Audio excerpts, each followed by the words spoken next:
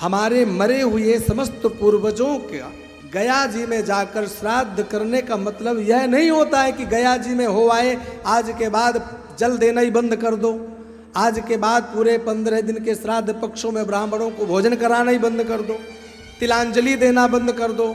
बहुत से लोगों को ये अंदर भावना बैठी है कि महाराज हम तो अब गया जी होकर के आ गए और अब हमें पिंडदान तर्पण गया श्राद्ध ये कुछ करने की अब आवश्यकता नहीं।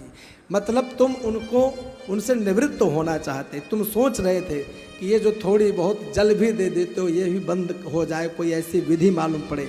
नहीं, ये बंद करने का कार्य नहीं है। यहाँ आपने आस्था पूर्वक श्रद्धा से जो दिया जाता है उसे श्राद्ध कहा जाता है। आपने श्रद्धा पूर्वक पूर्वजों का स्मरण किया और उसे जीवन भर करते रहना चाहिए। खास करके इन 15 दिनों में तो अवश्य ही करना चाहिए।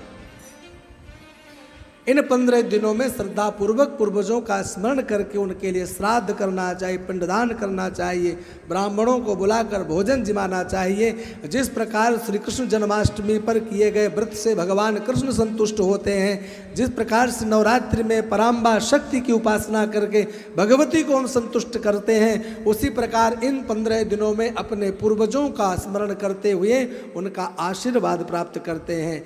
इसी से आपके घर में वंश वृद्धि होती है, संतानोत्पत्ति होती है। नहीं, जिन घरों में विवाह तो कई के हो गए लेकिन संतान नहीं होती है, वंश वृद्धि रुक जाती है, उस पर सबसे बड़ा दुष्प्रभाव पितरों का होता है। इसलिए इन चीज़ों पर आप लोग थोड़ा सा ध्यान रखें कि हमें किस प्रकार से चलना है और किस प्रकार से नहीं चलना है।